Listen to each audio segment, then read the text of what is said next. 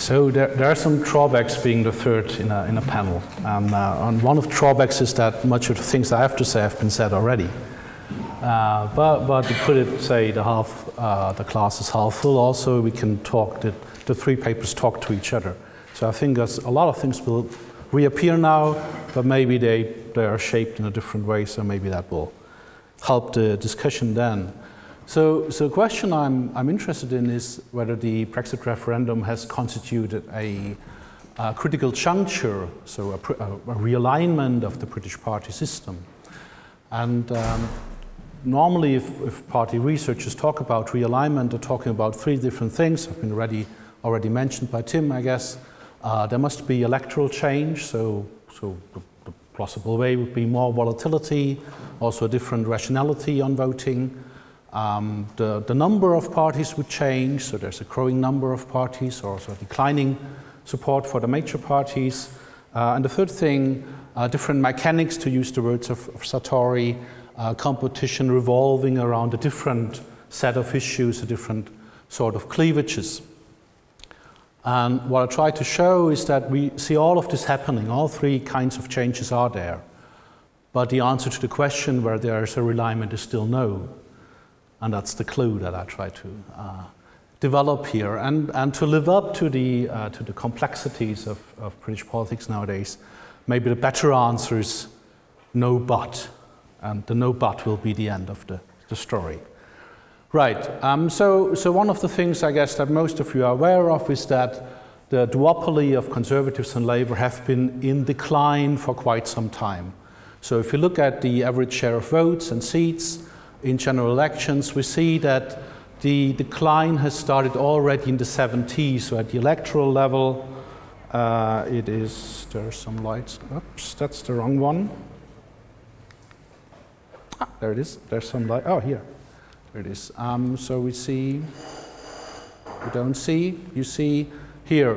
So the decline from something like 90% in the elections from 45 to 70, declining to 74, and only with the help of the electoral system, that decline at the electoral level has not translated into a decline in Parliament. So in Parliament, the duopoly is still very much alive. And if you look at the latest elections from 2010, 2017, we see that that decline has continued and would have been even clearer if it would not have been for the 2017 election, which has been an exception really, where the two main parties were doing exceptionally well, over 80% of the votes, and you again see that in Parliament change is not that big, so still the two parties are very much in control of what is happening in the House of Commons. So that divide between the electoral level and parliamentary level, very clear, I guess. In comparative sense, I guess this is still a party system which is very much still controlled by these two parties, especially when we look in Parliament and at governments. So compared to situations elsewhere in Europe, this is still very much a concentrated party system. Right.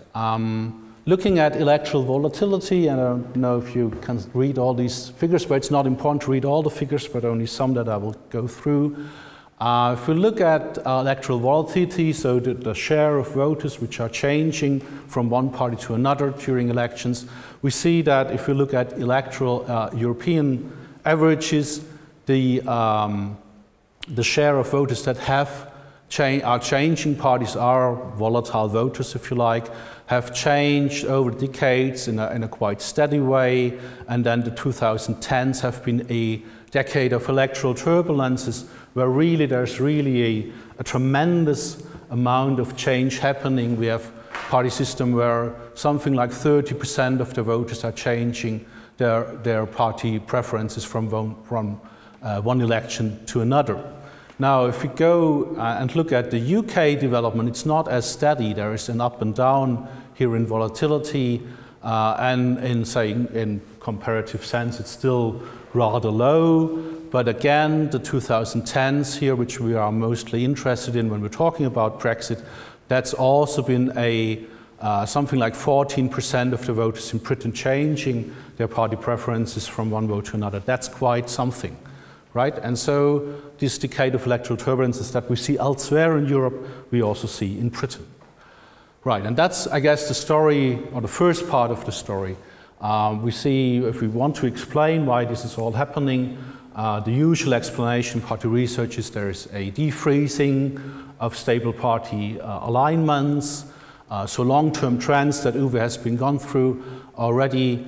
And my argument here is that if we look at Britain, it shares very much central elements of this change. Right? So all these things that we could talk about, volatility, declining party identification, the decline of the duopoly, it is all there in Britain.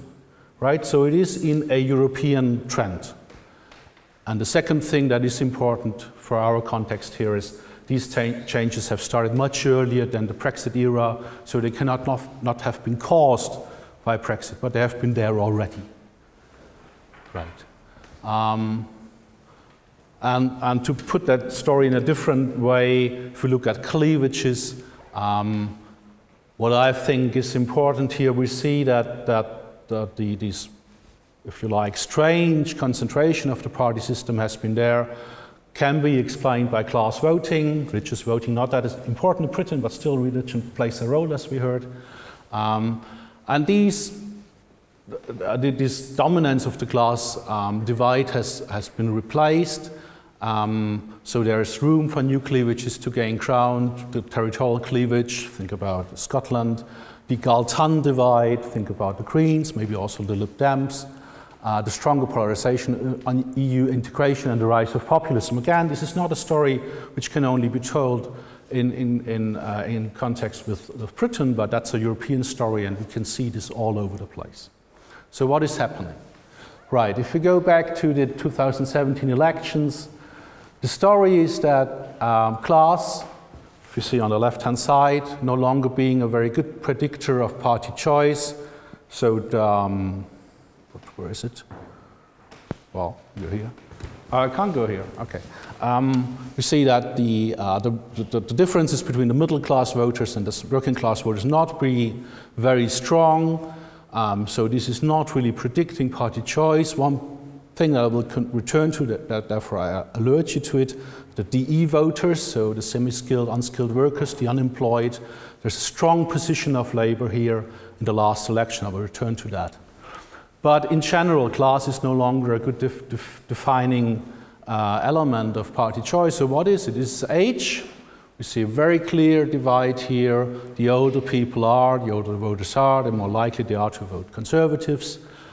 And it's very strong support of the youth for the Corbynite Labour. Education is important. The higher the educational standards, the more likely people are to vote for Labour. And the third thing which is important is place of residence. We've all been alerted to already. Here data from Jennings and Stoker when they're talking about divide between what they call metropolitan areas and then provincial areas, or say urban areas and rural areas. We see on the left-hand slide here much stronger support for Labour in the metropolitan areas and a much stronger support here for the Conservatives in rural areas. And the important argument they are making in their article is that this is not only 2017, but this is also in 2005, not as strong as it has been in 2017. But in 2005, no one been talking about the Brexit, and still this divide between rural areas and urban areas have been there already. So what does this all tell us? And I think this has been mentioned several times now, a new cultural cleavages between cosmopolitan liberals and traditional nationalists, or however we will call these two groups, is an important thing. These attitudes are divided along questions of European integration, immigration, national identity, ethnic and social diversity. These attitudes correlate strongly with what I have just shown, age, levels of education, and the place of residence. Right, and therefore, and I think this is a very convincing argument, Jennings, Stoker saying, I guess other colleagues in Britain also saying, both the Brexit referendum and the general elections 2017 are not causing the division, but they are symptoms of the division. So this division has been there before, and the Brexit referendum and the general election in 2017 bring this new divide to the forefront. Right. So, and therefore, I think this has already been mentioned in the first panel, it's modernization. We are talking about modernization, economy, and society, which is creating this polarization, and it is creating this polarization because there are political actors, populists, who are gaining from this new divide, or in some sense creating this new divide by talking about the polarization between the losers and the winners of modernization. Right, so again, 2007 elections, and this has already been mentioned before. We see there's a clear divide between conservative voters and Labour voters when it comes to the Leave and Remain divide. Around 70% of conservative voters have been in favour or have been Leave voters. 70% of Labour voters have been Remainers or see themselves as Remainers, which on the other hand means, of course, there are 30% on the other camp in each of these parties. The argument is further developed when we look at constituency results. We see the Conservatives doing particularly well in deprived areas, so the rural areas, the peripheral areas, whereas Labour doing particularly well in urban areas, in which there are many, particularly in constituencies where there have been many graduates, many young voters, many members of ethnic minorities, so the potential Remain voters. Right. And the interesting thing, I guess, again, and this is something I think which relates to the two talks that have been held before, is the interesting thing is that whereas voters make this a Brexit election, really, parties did not. Parties were not really interested in talking about Brexit. They were talking about other things. The Conservatives were talking about whatever they were talking about. They were talking about strong leadership of Theresa May, and Labour tried to talk about austerity politics, about the cutbacks in public services, so traditional left-right things. Right? So parties tried to shift the patterns of competition to the left-right dimension, but this has not really worked out, it seems, because most of the voters were basing their party choice on their vote or their position towards Brexit. Right. So, but still, I think we see this. There is this cultural divide which has been expressed in Brexit. There's a left-right cleavage which is still there in British politics. And the thing that's what I wanted to mention. I forgot, but now I see it. The strong support that Labour got from, say, the lowest grade in social classes can only be explained if we see that these voters voted for Labour not because of their Brexit position, but because of their support for better welfare systems and things like that. So there is still a left-right division in British politics. And there is, of course, as you all know, a constitutional division, especially when we look at Scotland. So it is a multi-dimensional party competition in the UK, much as it is in most other European countries. So it is, and I love this quote, the normal one. So all football fans know where this quote comes from. This brings me out of my concept here. So we see a development of a multi-dimensional space of party competition as a mix of these different cleavages which is there. If you want to understand the cultural cleavage, I think it's about modernization, and of course, it's not by chance that this all developed in the 2010s. That's a decade after the Great Recession. So all the turbulences that have been there in society have been translated into turbulences at the political level. So that's the reason why we see all these changes coming to the forefront in the 2010s. But I guess they're of an older vintage. All right, so there's a rift between supporters and winners, or opponents and losers of these changes. Okay, an important role of the populist entrepreneurs which are campaigning along these cultural lines. And again, this story there's nothing to do with Britain really. All these authors here mentioned they have little idea, I guess. Maybe they have because they are such brilliant colleagues, but most of them are not really talking about Britain. They're talking about pan-European trends.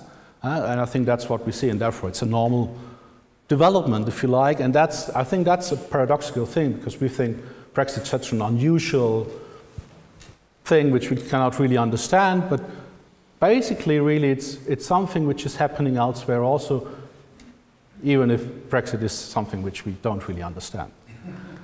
Right. So concluding, long-term trends of electoral volatility, declining party loyalties have de-established the British party system, and I think that's one of my main arguments.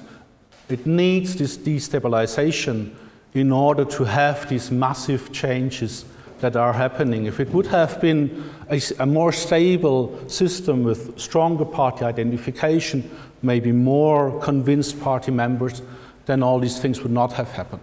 But under stress that I had mentioned, the structures of party competition have been reshaped, and see this new cleavage here. Right.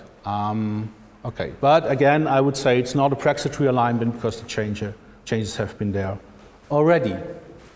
Right. Okay, and the second main thing that I want to say is I think it's a multidimensional party competition now, and maybe in a discussion we can talk about maybe there is some room for both parties to channel whether it is going in this direction or in another direction, so maybe there's room for Labour to put it on the right footing. Right, now comes my but. I don't think it's a Brexit realignment, but I think that what has happened afterwards since 2016 has the potential of really reshaping the British party system. And that's because people are so fed up with what has been happening over the last 3 years.